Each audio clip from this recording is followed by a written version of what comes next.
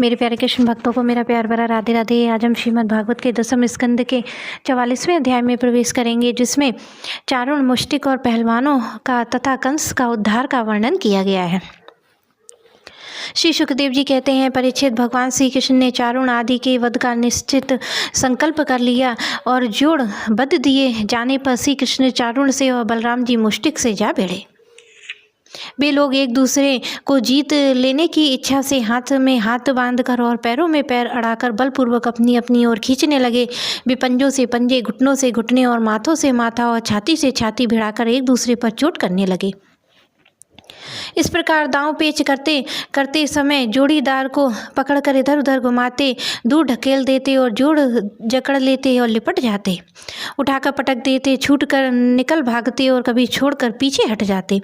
इस प्रकार एक दूसरे को रोकते रोकते हार करते और अपने जोड़ीदार को पछाड़ देने की चेष्टा करते। कभी कोई नीचे गिर जाता तो दूसरा उसे घुटना और पैरों से दबा के उठा लेता और हाथों से पकड़कर ऊपर ले जाता, गले में लिपट जाने पर ढकेल देता और आवश्यकता होने पर हाथ पांव इकट्ठे करके गांठ बांध देता। परीक्षित से इस दंगल को देखने के लिए नगर की बहुत सी महिलाएं आई हुई थीं। उन्होंने जब देखा कि बड़े बड़े पहलवानों के साथ ये छोटे छोटे बलहीन बालक लड़ाए जा रहे हैं, तब ये अलग अलग टोलियां बनाकर करुणावश आपस में बातचीत करने लगीं। यहाँ राजा कंस के सभासद बड़ा अन्याय और अधर्म कर रहे हैं। कितनी खेद की बात है, राजा के सामने ही ये बली पहलवान और निर्बल बालकों का युद्ध अनुमोदन करते हैं। बहन देखो, इन पहलवानों का एक एक अंग ब्रज के वज्र के समान कठोर है। ये देखने में बड़े भारी पर्वत से मालूम होते हैं, परंतु श्री कृष्ण बलराम अभी जवान भी नहीं हुए हैं। इनकी किशोर अवस्था है। इनका एक एक अंग अत्यंत सुकुमार है। और कहाँ ये कहाँ वे, जितने लोग यहाँ इकट्ठे हुए हैं देख रहे हैं, उन्हें अवश्य ही धर्म उल्लंघन का पाप लगेगा। सखी, अब हमें जहाँ अधर्म की प्रधानता हो वहाँ कभी न रहे, यही शास्त्र का नियम है। देखो, शास्त्र कहता है कि बुद्धिमान पुरुष को सभासदों के दोष को जानते हुए सभा में जाना ठीक नहीं है, क्योंकि वहाँ जाकर उन अवगुणों को कहना, चुप रह जाना अथवा मैं नहीं जानता ऐसा कह देना, ये तीनों ही बातें मनुष्य के दोष भागी बनाती हैं। देखो देखो, श्री कृष्ण शत्रुओं के चारों ओर पैतरा बदल रहे हैं। उनके मुख पर पसीने की बूंदें ठीक वैसे ही शोभा दे रही हैं जैसे कमल को उस पर जल की बूंदें। सखियों, क्या तुम नहीं देख रही हो कि बलराम जी का मुख मुष्टिक के प्रति क्रोध के कारण कुछ कुछ लाल लोचनों से युक्त हो रहा है? फिर भी हास्य का अनिरुद्ध आवेग कितना सुंदर लग रहा है। सखी, सच पूछो तो ब्रजभूमि ही परम पवित्र और धन्य है, क्योंकि वहाँ ये पुरुषोत्तम मनुष्य के वेश में छिपकर रहते हैं। स्वयं भगवान शंकर, लक्ष्मी जिनके चरणों की पूजा करती हैं, वे ही प्रभु वहाँ रंग बिरंगे जंगली पुष्पों की माला धारण कर लेते हैं तथा बलराम जी के साथ बांसुरी बजाते हुए गौएं चराते हैं और तरह तरह के खेल खेलते हुए आनंद से विचरते हैं। सखी, पता नहीं गोपियों ने कौन सी तपस्या की है, जो नेत्रों के दान दोनों से नित्य निरंतर इन्हीं रूप माधुरी का पान करती रहती हैं। इनका रूप क्या है, लावण्य का सार संसार में या उससे परे किसी का भी रूप इसके रूप के समान नहीं है। फिर बढ़कर होने की तो बात ही क्या है। सो भी किसी ने सांवरे सजाने से नहीं, गहने कपड़ों से नहीं, बल्कि स्वयं सिद्ध हैं। इस रूप को देखते ही देखते तृप्त भी नहीं होती है, क्योंकि यह प्रतिक्षण नया होता जाता है, नित्य नूतन है। समग्र यश, सौंदर्य, ऐश्वर्य इसी के आश्रित हैं सखियों, परंतु इसका दर्शन तो और के लिए बड़ा ही दुर्लभ है। वह गोपियों के ही भाग्य में बधा है। भरत वंश शिरोमणि जिस समय पूर्वासिनी स्त्रियां इस प्रकार बातें कर रही थी, उसी समय योगेश्वर भगवान श्री कृष्ण के मन ही मन शत्रुओं को मार डालने का निश्चय किया। स्त्रियों ने यह भयपूर्ण बातें माता पिता देवकी वसुदेव भी सुन रहे थे। वे पुत्र स्नेह शोक से विहल हो गए। उनके हृदय में बड़ी जलन, बड़ी पीड़ा होने लगी, क्योंकि वे अपने पुत्र के बल वीर को नहीं जानते थे। भगवान श्री कृष्ण उनसे भिड़ने वाला चारों दोनों ही भिन्न भिन्न प्रकार के दांव पेच का प्रयोग करते हुए परस्पर जिस प्रकार लड़ रहे थे, वैसे ही बलराम जी और मुष्टिक भी भिड़े हुए थे।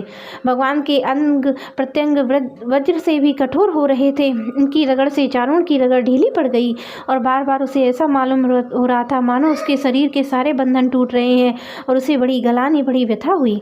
अब वह अत्यंत क्रोधित होकर बाज की तरह झपटा और दोनों हाथों से घूंसे बांधकर उसने भगवान श्री कृष्ण की छाती पर प्रहार किया, परंतु उसके प्रहार से भगवान तनिक भी विचलित ना हुए। जैसे फूलों के गजरे की मार से गजराज उन्होंने चारण को दोनों भुजाओं में पकड़ लिया और उसे अंतरिक्ष में बड़े वेग से कई बार घुमाकर धरती पर दे मारा। परीक्षित चारूण के प्राण तो घुमाने के समय ही निकल गए। उसकी वेशभूषा अस्त व्यस्त हो गई, केस मालाएं बिखर गईं। वे इंद्रध्वज, इंद्र पूजा के लिए खड़े किए गए बड़े बड़े झंडे के समान गिर पड़ा। इसी प्रकार मुष्टिक ने भी पहले बलराम जी को एक घूसा मारा। इसी पर बलराम जी ने उसे बड़े जोर से एक तमाचा जड़ दिया। तमाचा लगने पर वह कांप उठा और आंधी से उखड़े हुए वृक्ष के समान अत्यंत व्यथित, अंत में प्राणहीन होकर खून उगलता हुआ पृथ्वी पर गिर पड़ा। हे राजन, इसके बाद योद्धाओं ने श्रेष्ठ भगवान बलराम जी ने अपने सामने आते ही कूट नामक पहलवान को खेल ही खेल में बाएं हाथ के घूसे से उपेक्षा मारकर मार डाला। उसी समय भगवान श्री कृष्ण ने पैरों की ठोकर से सल का सिर धड़ से अलग कर दिया और तोसल को तिनके की तरह चीरकर दो टुकड़े कर दिए। इस प्रकार दोनों ही धराशाही हो गए। जब चारों मुष्टिक, कूट, साल, तोसल ये पांचों पहलवान मर चुके, तब तो जो बच रहे थे अपने प्राण बचाने के लिए स्वयं वहाँ से भाग खड़े हुए।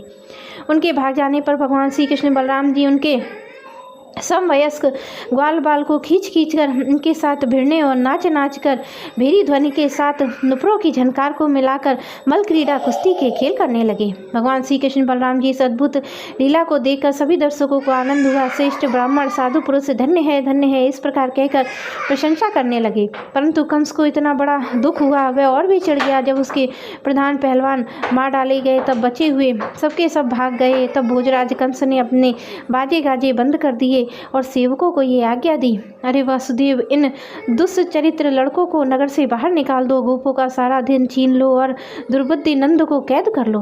वासुदेव भी बड़ा कुबुद्धि और दुष्ट है, उसे शीघ्र मार डालो। उग्रसेन मेरा पिता होने पर भी अन्यायियों के साथ शत्रुओं से मिला हुआ है, इसलिए उसे भी जिंदा मत छोड़ो। कंस का इस प्रकार बकवाद कर रहा था कि अविनाशी श्री कृष्ण कुपित होकर फुर्ती से वेगपूर्वक उछलकर लीला से उसके ऊंचे मंच पर जा चढ़े। जब मनस्वी कंस ने देखा कि मेरे मृत्यु स्वरूप भगवान श्री कृष्ण सामने आ गए हैं, तब वह सहसा अपने सिंहासन से उठ खड़ा हुआ और हाथ में ढाल तलवार उठा ली और हाथों से तलवार लेकर वह चोट करके अवसर ढूंढता हुआ पैतरा बदलने लगा। आकाश में उड़ते उड़ते बाज के समान वह कभी दाईं ओर तो कभी बाईं ओर, परंतु भगवान का प्रचंड तेज अत्यंत दुस्सह है। जैसे गरुड़ सांप को पकड़ लेता है, वैसे ही भगवान ने बलपूर्वक उसे पकड़ लिया। उसी समय कंस का मुकुट गिर गया और भगवान ने उसे केस पकड़कर उसे ऊंचे मंच से रंगभूमि में गिरा दिया। फिर परम स्वतंत्र सारे विश्व के आश्रय भगवान श्री कृष्ण ने उसके ऊपर स्वयं कूद पड़े और कूदते ही कंस की मृत्यु हो गई। सब देखते ही देखते भगवान श्री कृष्ण कंस की लाश को धरती पर उसी प्रकार घसीटने लगे जैसे सिंह हाथी को घसीटे। नरेंद्र, उस समय सबके मुंह से हाय हाय की बड़ी ऊंची आवाज़ सुनाई पड़ी और कंस नित्य निरंतर बड़ी घबराहट के साथ श्री कृष्ण का चिंतन करता रहा।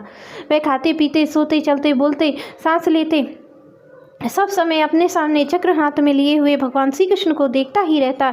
इस नित्य चिंतन के फलस्वरूप वह चाहे द्वेष भाव से ही क्यों ना किया गया हो, उसे भगवान ने उसी रूप की प्राप्ति, सारूप्य मुक्ति हुई, जिसे प्राप्ति बड़े बड़े तपस्वी योगियों के लिए भी कठिन है।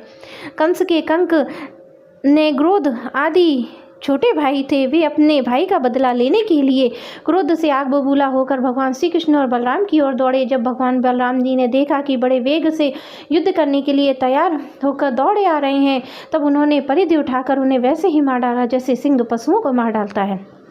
उस समय आकाश में दुंबियाँ बजने लगीं। भगवान के विभूति स्वरूप ब्रह्मा, शंकर आदि देवता बड़े आनंद से पुष्पों की वर्षा करते हुए उनकी स्तुति करने लगे। अप्सराएं नाचने लगीं।